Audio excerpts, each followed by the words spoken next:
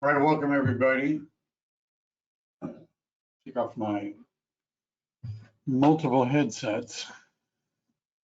If you can hear the sound of my voice, do something. There we go. All right.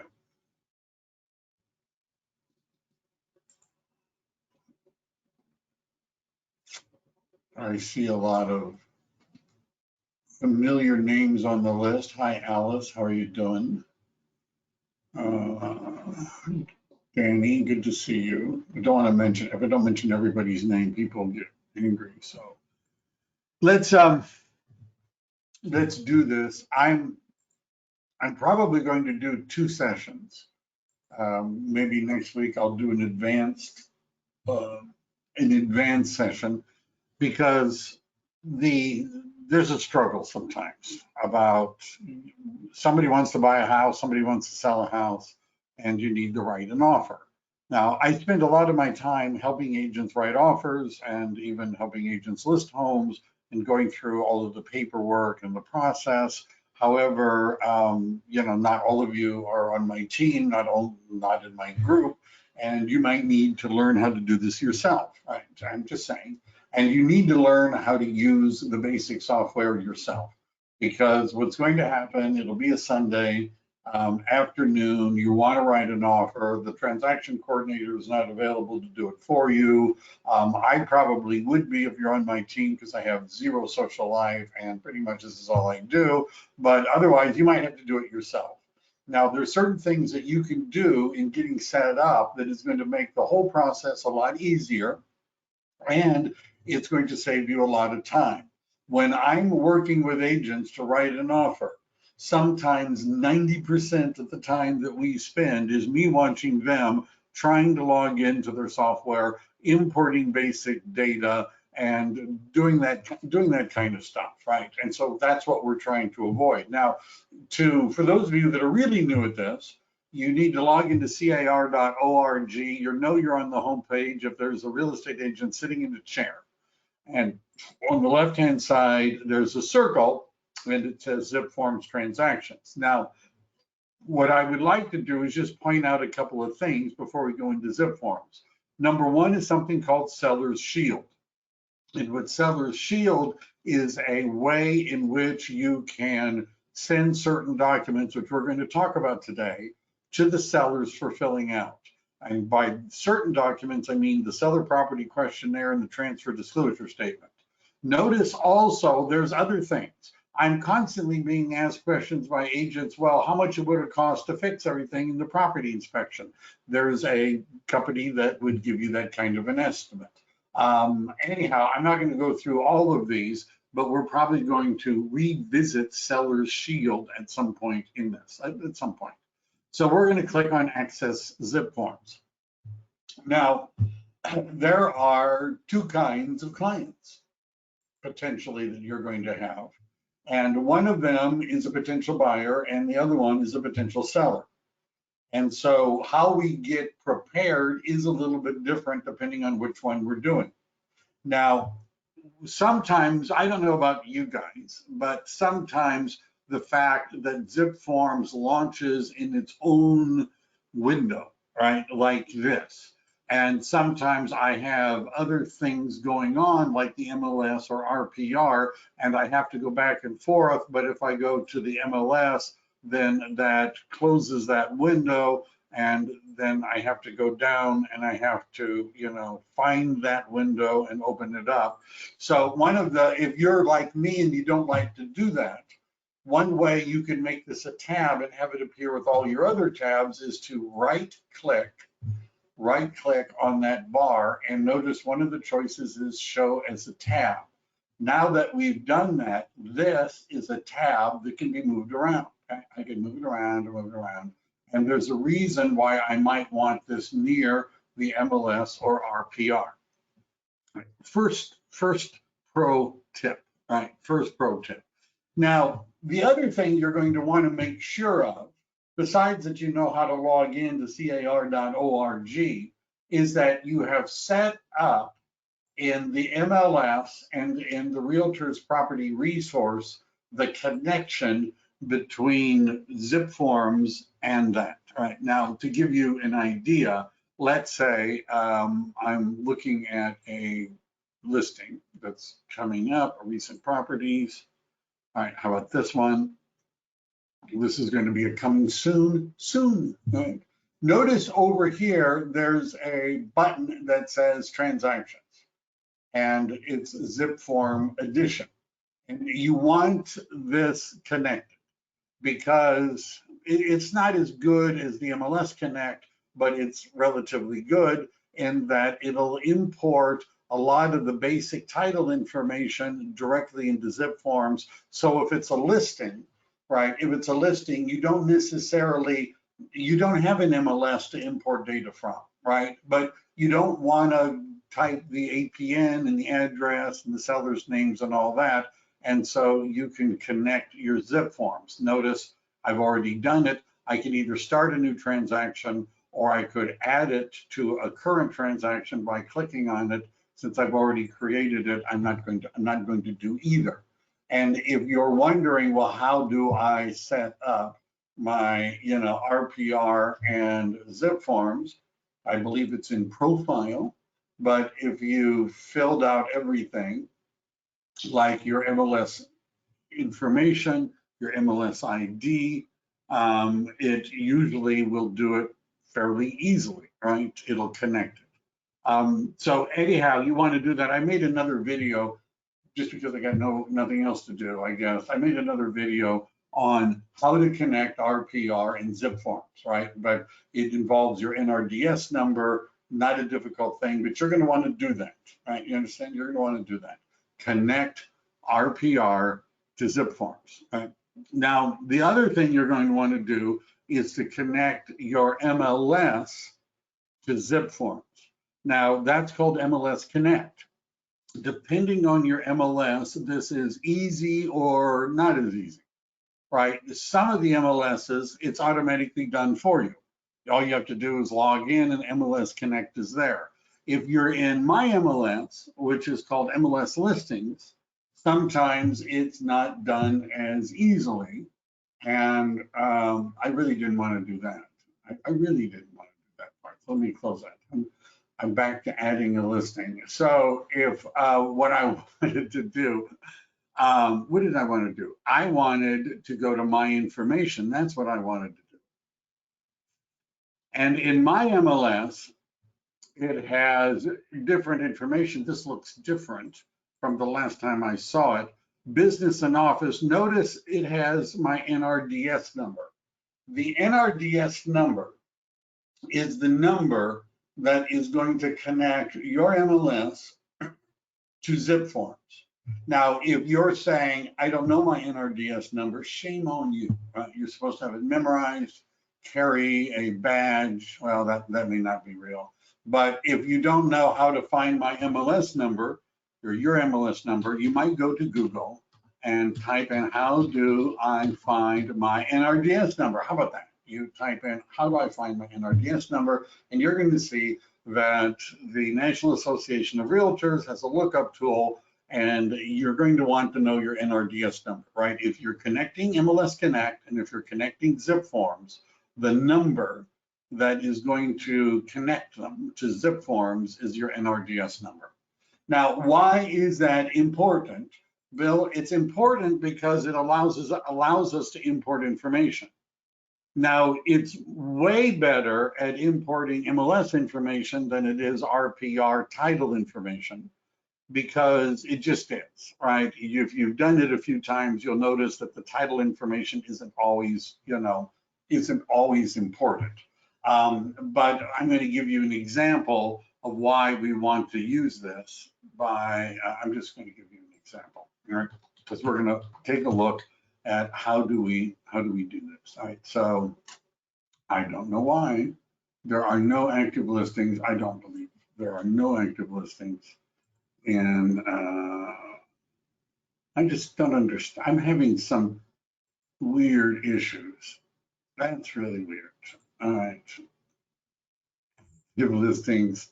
Let me just clear, just in case there's anything. Single family homes, Morgan Hill, Gilroy, 57. Now that sounds a little bit better. We'll get back to that. We'll get back to that. All right. So now that you connected RPR for importing listing information, and RPR is also what we use if we're importing information from outside our primary MLS. MLS Connect works best, but it only works on your primary MLS. So for example, MLS Listings, which is the group I'm part of, is Santa Clara County, San Mateo County, Santa Cruz, Monterey, and San Benito County. But that doesn't mean everything in the county is in the MLS.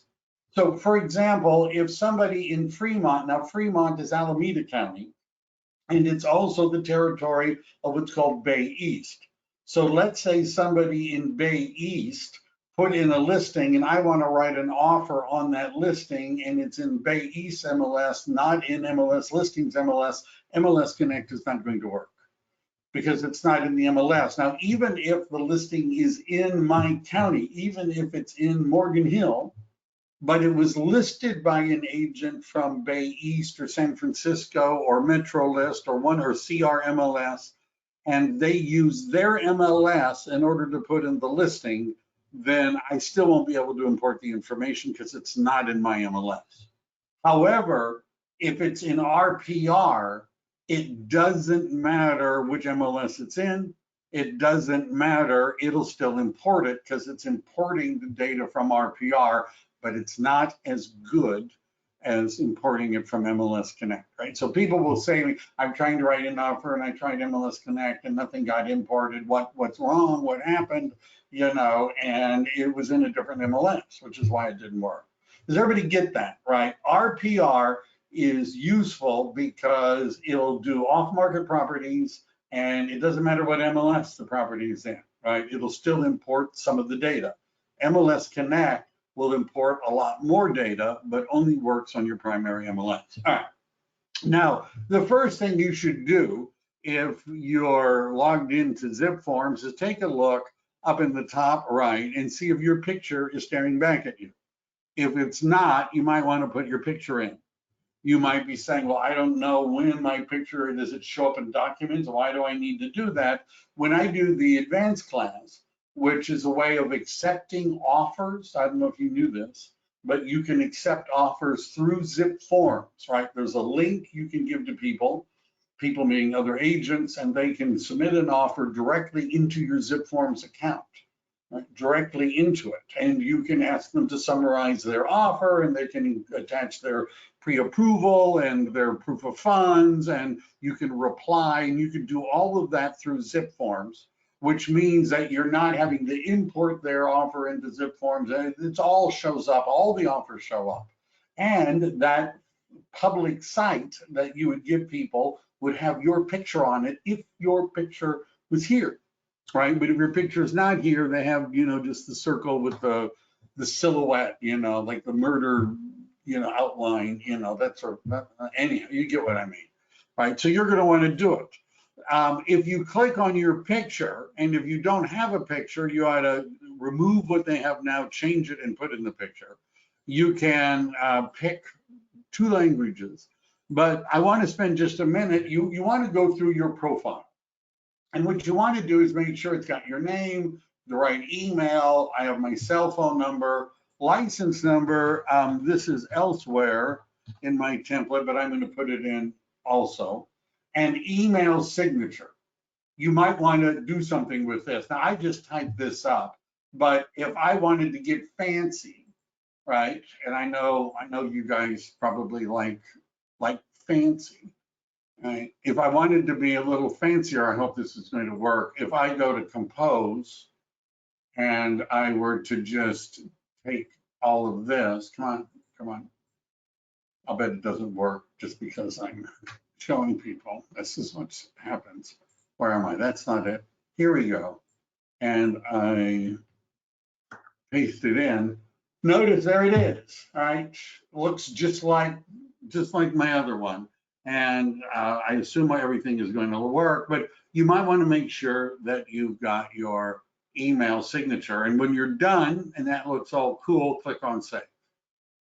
Now, of these boxes, signing in security, you can reset your password, you can require two-factor authentication. I don't have a lot of people trying to hack into my ZipForms account. Offices, you can put in the name. I could fill out eXp Realty of California, Inc. Right, notice I put in my phone number, but that's just a choice I made. Forms, not a lot to do here. I have some special forms because I do commercial real estate, so I have the AIR forms. That's a paid for thing, so you probably don't want to do that. Other products, I don't spend any time looking at this.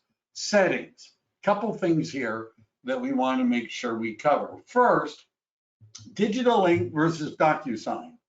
I know agents that they're like, DocuSign, you got to have DocuSign. I've actually even EXP and in other companies I work for where they hook somebody up with a mentor, and the mentor's some grizzled old agent, that sort of thing. And the mentor says, you need to get DocuSign, you should sign up for it, and it's like $30 a month or something like that. You do not need to have DocuSign, right? I'm telling you, you don't need DocuSign, because you get digital ink, which is already built into the program, which you're already paying for.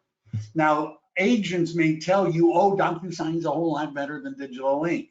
That was true 10 years ago, but the differences between the two of them right now are negligible. My suggestion is rather than spending $30 a month on DocuSign, give the money to your favorite charity or something like that, right? But I just use digital ink and it works fine, right? Make sure the time zone is right. The transaction list, why not? The default view. This is something that I've put in because notice I either have off 60 minutes, I pick the smallest number, every 5 minutes, which is the smallest number. If I could pick 1 minute, I'd pick 1 minute. Every 5 minutes, the program automatically saves what I'm doing.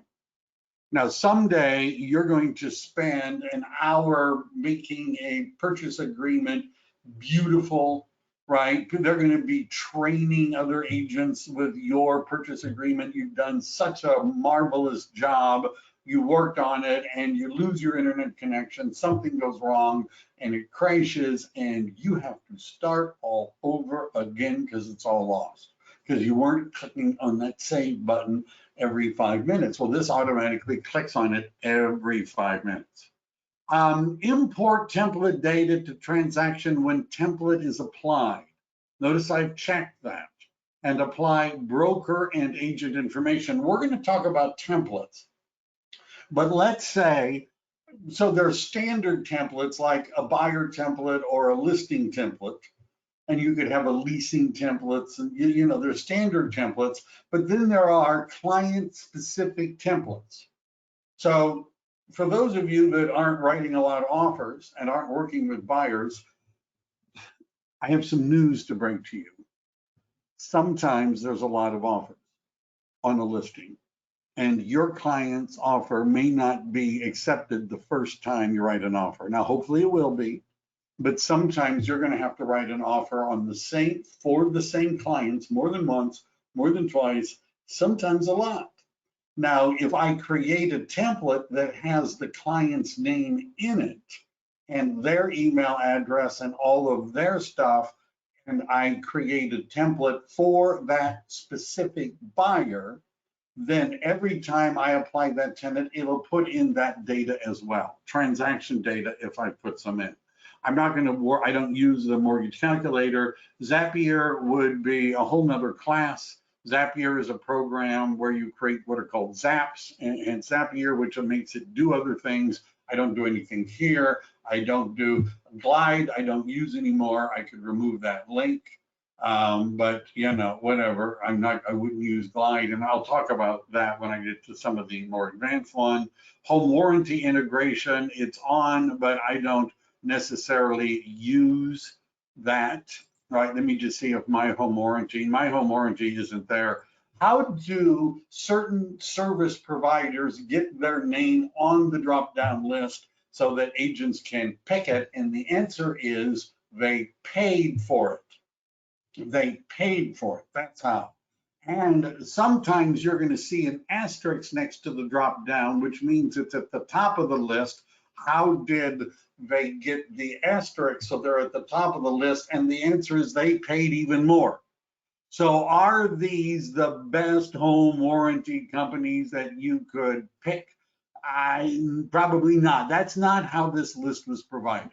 This list was entirely provided by home warranty companies willing to write the California Association of Realtors a check so that their name could go on the list. I don't happen to use those home warranty companies. I haven't, even when it comes to the title company, I don't really know if I've never really looked at this, but I might do that later because I do have a favorite title company. They are big and might be on the list. I could do the escrow agent. That only comes up if you're doing usually listings, or it could come up. But anyhow, the rest of this, I don't really bother with, right? I'm not going to bother with it. Who do I use for a home? I use Fidelity National Home Warranty. Fidelity National.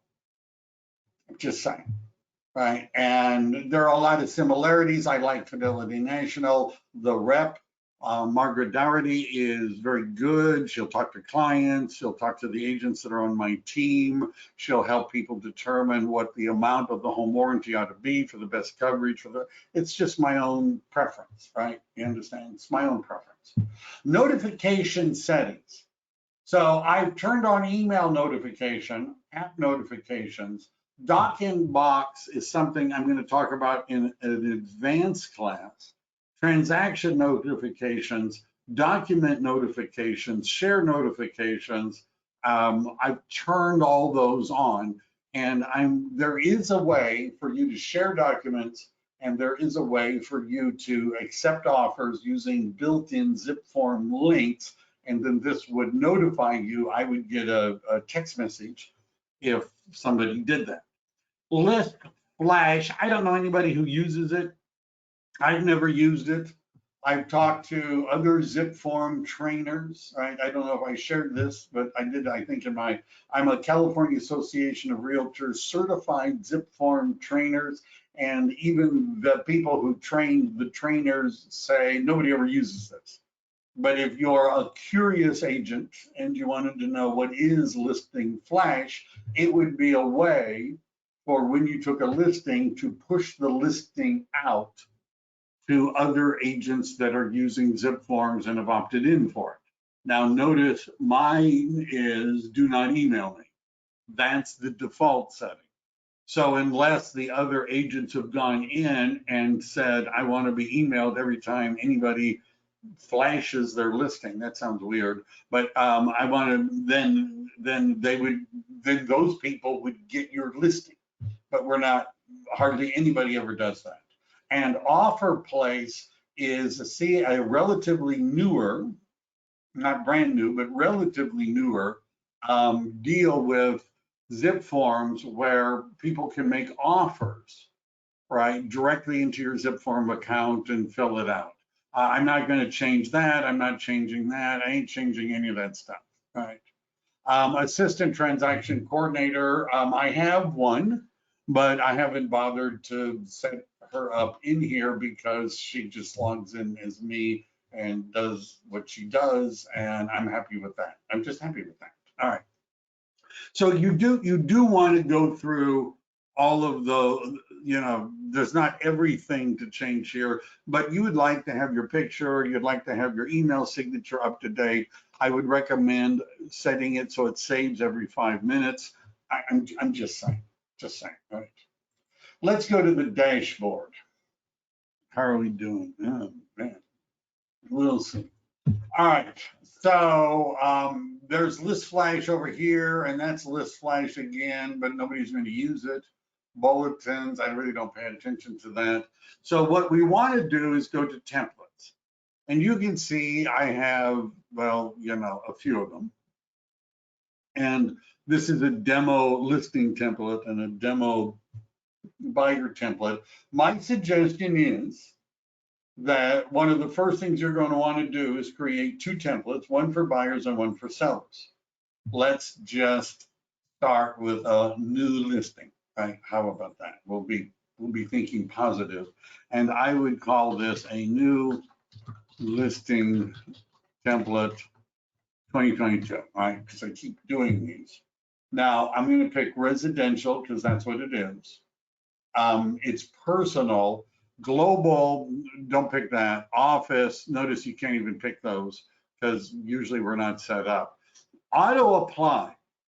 Do I want to automatically apply this template every time I add a listing? Do I want to do it? Now, oftentimes the answer would be yes. I mean, why not? You probably don't want to apply to all of your transactions because that would include buyers, sellers, and everybody. Because I also do commercial real estate, and sometimes I have commercial listings, it's a different template. So I don't automatically apply my listing template to all new transactions that involve listings. I don't do that. I only apply it when I want to, but that's up to you. Now, if you've already got a template that you want to import, you could do that, but we're assuming you're creating your own template. That's my assumption, right? And if you're saying, well, I only do residential, and automatically apply it, but it's not a big deal. All right.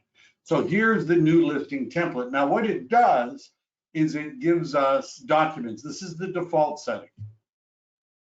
Now, it's asking me if I want to create a listing. Right now, I just want to do a template. It's got documents. What we want to do is to add a document. Now, the document, notice we get a lot of choices. We could browse on our computer. A placeholder means we know we need this document, but we don't have it. Right now, for example, if you're at EXP and some other companies, they have affiliated business relationship disclosures. Some offices have their own special forms for listings and things like that that they insist on you using. Let's say you know that's coming, but you don't know where it is yet. But we're going to assume that we're just adding a form. Now, for those of you that are unfamiliar with this, the default setting and where you're going to spend most of your time is in the California Association of Realtors drop-down list. You'll notice I have AIR, which are commercial forms. California Association of Realtors has sample letters. California EPUBs are copies of the earthquake, the earthquake report, the environmental hazards report, the lead-based paint reports, all of those different things. Foreclosure prevention library, PRDS, which is the Peninsula Regional Data Service. I have that as a choice because of all the different associations I paid money to, and San Francisco Association of Realtors. And so I have access to those other forms, just in case. Now, the starting place I would have is a cover sheet and a residential listing agreement, right? That's what I would start with. And we're going to close it. And we're going to start with the cover sheet.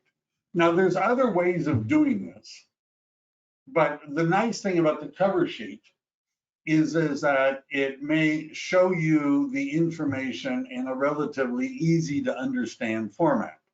Now, since this is a listing template, we don't know who the buyer is. We don't know who the buyer is. We don't know who the seller is, right? Usually I don't have sellers that are selling so many homes. I have to create a template just with their information. I don't know the property information yet because this is a template that we're going to apply. So I don't know any of this. I don't know the escrow information. I don't know who the buyer broker is, but wait a second. I do know who the seller broker is, right? Seller's broker. Now, I hadn't done this in advance because, I don't know, I was helping agents with some commercial transactions as well as other things. But those of you that are in my group have access to a document that I prepared that would, help you do stuff. And one of the things that it will help you do is create templates. And what I've done, for those of you that are in my group or my training, notice I've got links on how to set up MLS Connect. I've got a link on how to connect Matrix, RPR, and ZipForms, setting up templates for buyers and sellers. And if you click on this, this is, I don't know, just stuff. See examples here. And the reason I'm showing this to you is that this is a screenshot of how I've filled out the listing template and the selling template. And for those of you that are in my group, this makes things a little bit easier, right? Because what we want to do, I know pretty much that if I'm listing the property, the seller broker is eXp Realty of California Incorporated. I know that. Now, I also already have their DRE number here. I believe that's it. And the street address. So what we're going to do is we're going to, right? And so the reason I've done this is that it shows you all of the information that you're going to need, but what you want to do is fill out the template, right? And so the city is San Ramon, and we're in California, and the zip code is who knows? I don't know. Right? That's why I put together this little template. So if you're not a member of EXP, I don't know what you're waiting for, right? You know, you might want to give me a call. I noticed, I don't want to say this, people will think I'm being snarky, but maybe I'll be snarky. I was enjoying reading in Inman News that a person who I happen to know, because I mean, I've been to classes, we're not like buddies and things like that. That was at Keller Williams, is trying to leave and go to EXP. He was the former CEO of Keller Williams, right? So anyhow, and then we know, we fill that out. You know, hopefully your name, right? That would be helpful. And you might know your DRE number. Now, the reason that we're doing this, and by the way, we're going to put in the cell phone 40844, and we're not a pager. This is an old form here. And what I'm going to do is I usually just put it in two places. And I actually do have an office phone number. I have an assistant who answers the phone all the time. She's the nice one of the group compared to me. So I'm filling all this out, right? But I'm skipping fax number because I may be old, but I'm not that old. I'm skipping pager because, you know, who's got one of those? And this has got I don't know, things like that bother me. Anyhow, so I've got this. Now, the reason I want to spend the time doing that is every time I list a house, it's going to want all that information in parties, right? Every time. And by the way, on the buyer side, we would do the same thing, only now we would be putting up here under buyer brokers information, right? That would be a second template. So that every time that you're writing an offer, you don't have to type in the name of your broker and type in your name and type in your DRE number and all that. Yes, it will be recorded. People are leaving already. Right? Notice how the program automatically saved itself, right? It's because I told it to, right? So that's what you want to do. Let me just make sure we understand. If the property you're writing an offer is in your MLS, and you import the data about the property from the MLS, and then you apply a template, and the template has all of you and your office information, that's 90% of the data entry in writing an offer. It's like 90%. So once we've done that, there isn't anything else I really need to do here, right? I don't need to worry about any of this other kind of stuff. It's saved automatically. So I've got it. The other thing that I have here is a residential listing agreement. Now, sometimes people say, well, what about all the addendums and what about all the other disclosures and what about all that other kind of stuff? Well, the residential listing agreement, if I check boxes, like let's say it's a probate listing or something like that, and I check the box, it'll automatically add that document. So any of the residential listing support forms can be added right through the residential listing agreement. What else might I have in my template? Well, I might have things like the disclosures, right? Is it likely that my client is going to have to fill out a TDS, right? A TDS. Is it likely an SPQ? Now, do they always have to fill that out? The answer is no. If it's a probate, and if you're really into this, right, and I'm not even that into it myself, but if you're really into this, you could stay up all night and create a probate template and a tenancy in common template and you could just a commercial template, and I'm not that motivated, right? But you understand, if this is a probate, a trust, a vested trust, not a family trust, if this is a real trust, then they don't have to do a TDS or an SPQ. They do an exempt seller disclosure, but we're going to put those in because I just want to, show you something. Also, there's something called an AVID, which is an agent visual inspection disclosure. Now, you'll notice there are 4 AVID documents. Why would there be 4? Single family, duplex, triplex, fourplex. So, I could have a different template for a duplex because I would have 2, 1 for each unit, and a different template for a triplex. I'm not worried about that. When I list a duplex or a triplex again, I'll add the others. But you understand, I'm just going, I don't want, you could spend a lot of time doing this, right? And although we want to, for what we're likely to be doing, want to get everything together, but we don't want to, it's better to spend some time actually selling real estate. All right. Now, so our template has the documents and it has our information. Now, there's a checklist which you can create. This would be an advanced class. I don't use the checklist. Now, for those of you that are in my coaching group, I have a document library, and in it, I have sample checklists. California, the EXP has some sample checklists for their transactions, but I use a transaction coordinator. And so I'm not coordinating my own transactions and I don't have my own checklist. But you could create a checklist so that it would remind you of all the things you need to do when you have a listing, right? These would be generic things that you're going to, what are you going to do? You're going to have the TDS, the SPQ, you're going to do your AVID, you're going to have the seller sign all of the boilerplate disclosures. Are you going to order a property inspection, a termite inspection? Are you going to open escrow? Are you going to get a prelim? Are you going to create a disclosure link?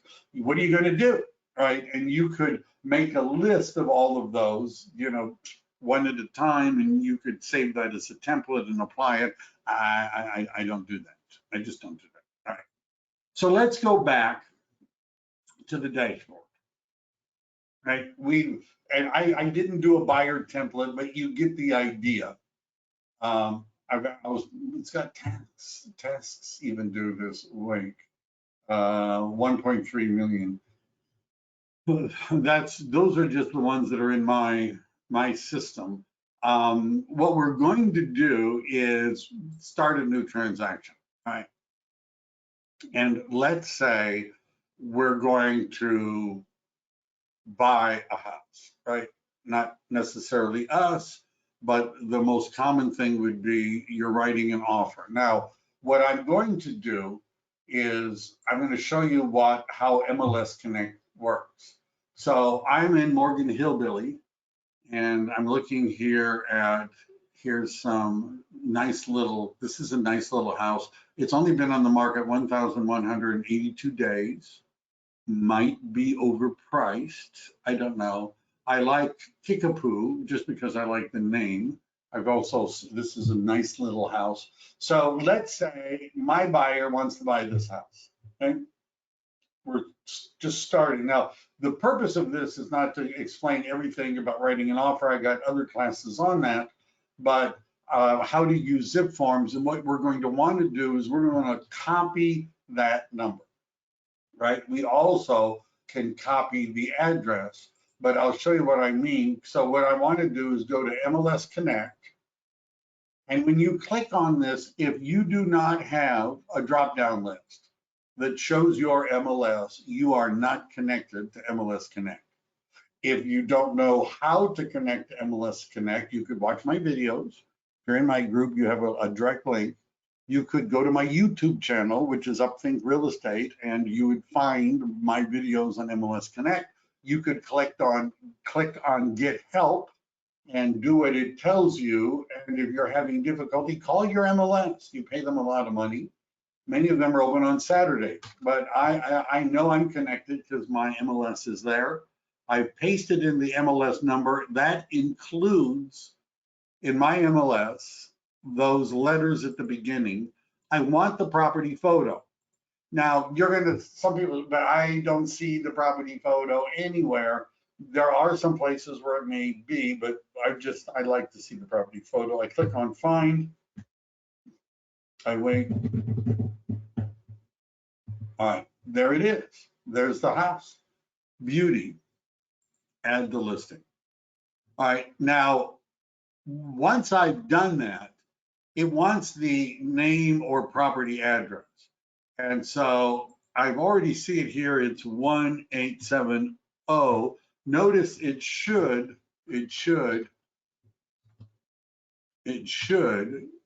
find Kickapoo.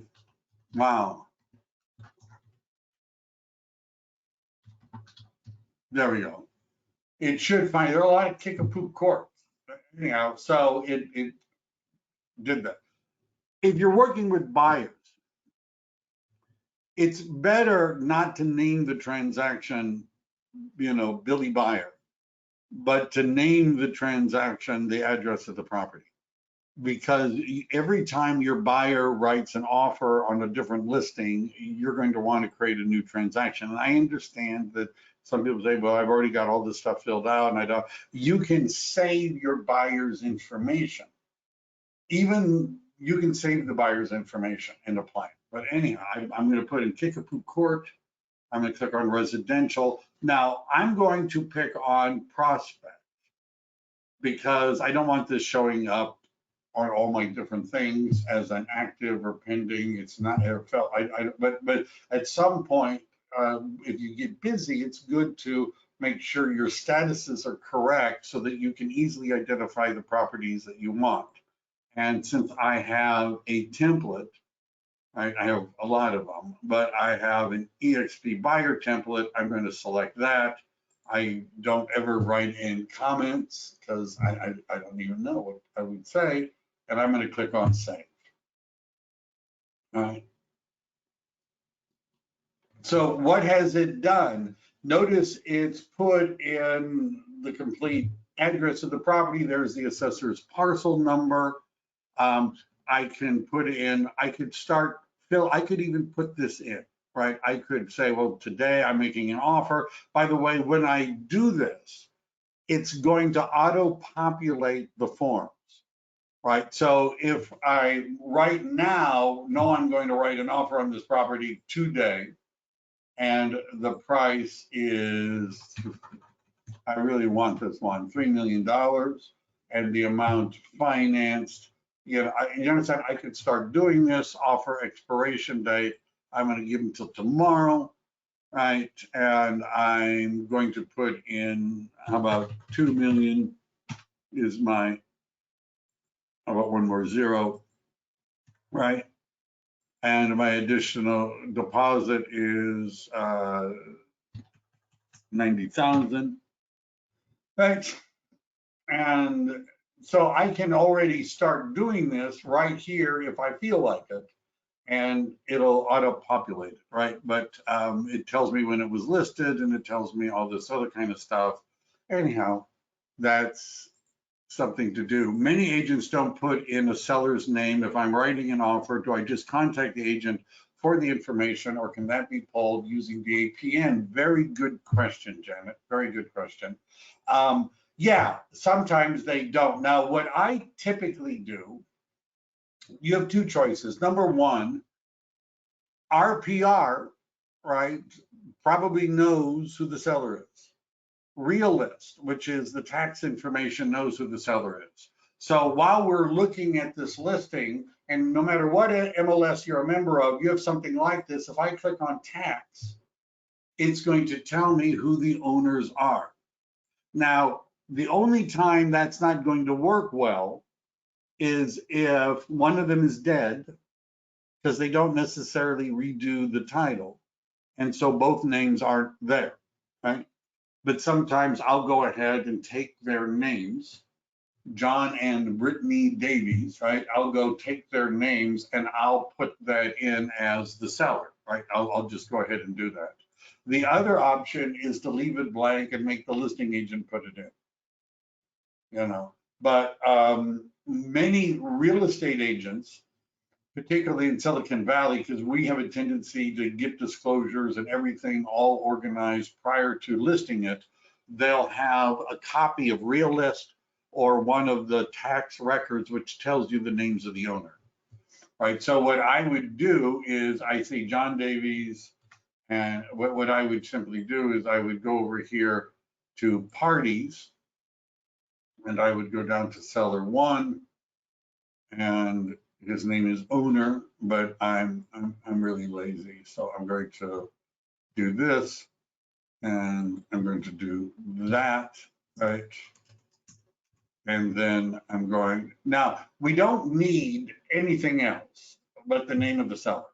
We don't have their email, so we're not going to be able to email them anyhow, right? And then I'm going to just do this, right? And I'm going to go to seller number 2, and that's Brittany. And then I'm going to go also Davies, seller number 2, right? And I don't know their email. I get rid of extra things, and I go and I save it, all right?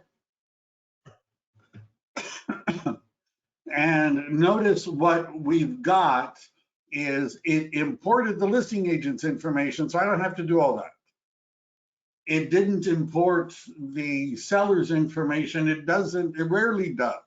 Now, sometimes if I use RPR takes a stab at it. They oftentimes have the names in the wrong order. I just look at the tax information. So I didn't have a chance today to write a poll question, which is also known as a quiz question. Did you know there was a quiz? So let's say the buyer that I'm representing is an LLC. Let's just do that for now. What was the statistic? Somewhere about according to the California Association of Realtors, almost a third of all the transactions that they're seeing going through ZipForms involve trusts and LLCs, about a third. So if my buyer, this is the quiz question, if my buyer is an LLC, what do I do? What do I do? Now, the answer is, and this I know looks weird, I would appreciate it if they made their format so that it didn't look so weird, but let's say I have an LLC, MD Group LLC, right? Now, whatever I put there is going to appear on page 1 of the RPA where it says who the name of the buyer is. But the MD Group LLC, if I'm the buyer, I'm going to have to be signing it. So what I would do is I would put in the name of the entity. It could be the Devlin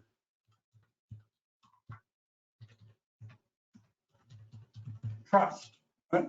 Whatever. And then down here, I would type in my name, why not? My email, and I might say trustee, right? Trustee. Right? Or if I want to, spell it out. And for your clients, for your buyers, you want the email address.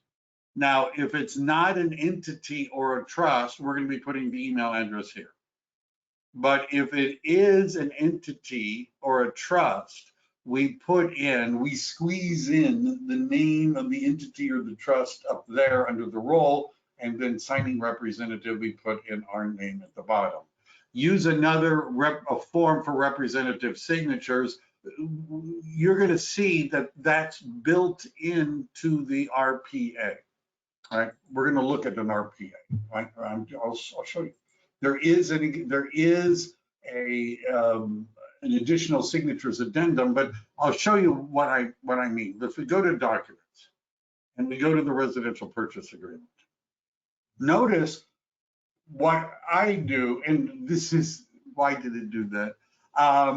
It's the buyer, right? So the buyer is that. We go on. Right? That's the buyer. It still has that name. Still has that name. Notice it has my name here. It oftentimes doesn't put in the listing agent's DRE number. So what we might have to do is go to the listing and scroll down, and it's just not perfect. But here is the listing agent's DRE number, and we would definitely copy that, and you want it there. At EXP, they'll get on you if you don't have the listing agent's DRE number, and then here's the address, and then here's the date prepared, right? And we've got that. It's got the APN number, and notice it says it's an offer from the trust, right? Now, you also, I wasn't going to do how to fill out everything, but that would be that, and that would be that. But let's go to the signatures, which is coming up. Let's go to the signatures. All right, and we're getting there, we're getting close. Notice there's a box that says entity buyers, right? And so entity buyers, we would click on that. Maybe did I not say the other one? But anyhow, we would start to fill this out, and we would put in the name of, notice the name is the trust or the LLC, but then printed name of the authorized signer, right? And I must not have clicked on everything, but there's a representative capacity agreement that's going to go in. And so this is what I need to do. If I'm the authorized signer, right, and I do that, then notice it puts it in here, right? And a signature block would go there, right? That's a more of a contract than it is ZipForms. But I get asked a lot of questions. If it's a LLC, how do I do it? You put the LLC name under the first and last name, you put in the representative capacity, but notice you still have to click on the thing and put in the name. It's not perfect, not perfect. All right. What else did I want to do while we're here? Let's talk about signing documents. Now, if you're working with a listing, which I know I'm jumping around a little bit, but let's say I'm going to go back to the dashboard, right? I'm going to go back to my list of transactions. And this is a listing that's going to be coming up. Let's say I want my clients to sign. There's two kinds of disclosures that a seller could sign. There are disclosures that require thought, and then there are disclosures that don't really require any thought on the part of the seller. The ones that require that the seller think about it is the TDS and the SPQ. All of the others, the statewide buyer and seller advisory, the market conditions advisory, the wire fraud advisory, the water conserving plumbing fixtures, all that other crap, right? All of those boilerplate, these are basically warnings to a buyer. And the seller doesn't even care about them or even want to read them or even really need to read a lot of those things. They might, but they don't really need to. The two that they need to read, earthquake hazard is part of that. Now, just so they're signing that stuff. The earthquake hazard disclosure, since it was brought up by somebody, is only required if it's a single family wood frame or if it's a wood frame residence built before January 1st, 1960. If it was built before January 1st, 1960, then you need to fill out the earthquake disclosure form. If this is my listing and the property was built after 1960, I'm not filling out that form. I'm not going to do it. And I don't care that the other side's transaction coordinator has it on their checklist. If it's not required by law and it's not required by the contract, you ain't going to get it from me, right? Because I'm not going to give you a new disclosure in the middle of escrow that would trigger a rescission right on a document that I don't have to give you. So yes, that document, you're correct. The earthquake, do you have a cripple wall? Do you have the joist brace and things like that? That document might require thought. But normally we're talking about the TDS and the SBQ, right? That's what I'm focused on right now. Now, how do I get the seller to fill out the TDS and SBQ? Well, there's an easy way. And when we're back to the CAR things, there's something called Seller's Shield. And Seller's Shield was a program that was implemented to replace Glide. And the reason why the CAR replaced Glide is because Compass bought Glide. And I don't know, even if you're at Compass, I don't know how you feel about the real estate company having access to the data, all of these transaction documents and things like that. There's a reason why they wanted to own that program. So once Compass bought Glide, they stopped using Glide. This is a replacement. And you would sign in, and basically what it does, it's like Glide. And for those of you who don't know what Glide is, watch the video. What it will do is it'll send a link to the seller, and basically on the screen it's going to ask them questions. They're not going to see really the form, they're just going to see a bunch of questions. And they answer the questions, and while they're answering the questions, it fills out the form. If you're not going, and by the way, you can do this from inside the transaction, right? So for example, if I were going to the seller property questionnaire. Now the way the seller property, notice how a bunch of the boxes are grayed out. As the agent, I'm not allowed to fill out the seller property questionnaire. There's certain things I can fill out, right? Which are the ones that have, these blanks, the orange things. So I could put it, I could say it's in Santa Clara, right? The APN number for some reason didn't go in. So I might have to do that, but I'm not allowed to do all this other stuff. Now, roles are important. Seller 1 is a role. Seller 2 is a role. So if not a good option, but an option is you could email this for electronic signatures to seller 1 and then seller 2, and they could go through and manually type these things and answer questions. There's a downside of just sending it to them for signatures. Two of them, two downsides. Number one, there's no text overflow addendum. Not if you just send it out for signatures, which means if their explanation for something is longer than the amount of space provided, it's just going to cut it off. Number two, they can't save the document. So if halfway through something happens, they lose their internet connection, an emergency comes up, they're going to have to start all over again. Now, there is another way of doing this, which is I can go to send and I can send it what's called the community. And what it's going to do, and I haven't put in my client's information.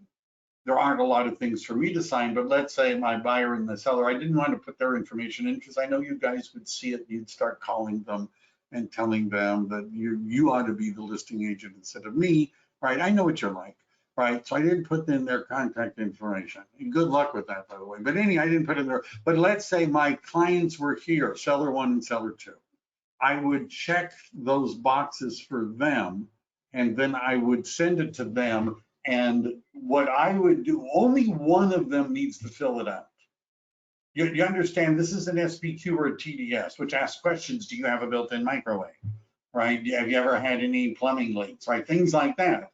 Well, I would send it, I would make the first person, seller one, be the person of that group, if there's two, if it's a couple, who is likely to be the one that's going to fill it out, right? You know what I'm saying. Of the couple, one of them is more likely to fill it out than the other, right? So we send it to that one first, and assuming that person has filled out the whole form, all the second seller has to do is sign the thing. Right? That's all they have to do, right? So by doing, and by the way, they can save it. They can stop in the middle. They can go back and change it. If they write really long explanations, it automatically goes into a text overflow addendum. And I could, as you can see, add people right here to it. That's sort of a cool thing. And then it sends them, I pick, how I'm going to send it, and it sends them an email. And anyhow, we're not doing it today, but that's a way. If it's a listing, getting these two, the TDS and the SPQ filled out, requires a little bit of thought. What else did I want to do? Let me do one more thing just for funsies, right? Because you guys are a fun group. Next week, maybe, or coming soon, maybe, I'm going to do here's an old offer I wrote. I'm going to do a class on, here, I'll just do this. I don't want to really mess with this, but let me just, I guess I'm going to, all right. Let me, let's say you're Avid, right? The bane of real estate agents, right? Now, this is just an example, right? I'm not going to use this one, but if I were doing an Avid, I might say, well, I'm doing the Avid, right? I'm the one, right? Cool. And I'm going down and I'm going to fill all this out, the date, the weather conditions, but there's a fun thing. So let's say when I get to the kitchen, that the kitchen has cracks and broken fixtures. I don't know. All right. Now, what might be useful, let me just see if I can do this. What might be useful is if I showed a photo of what that actually looked like, right? And so let's say I have a photo, which I took, of the kitchen that is got cracks and things like that. And so that's over here, and I'm going to drag it down, right? And then what's another room? Let's say there's a bathroom, bathroom number one. Bathroom number one has issues, right? And the bathroom number in, let's say there is wear and tear, right, in the bathroom. So I'm gonna also wanted to visually demonstrate what I'm talking about. So I'm going to, I'm going to attach a picture, and notice I have to drag it down. All right.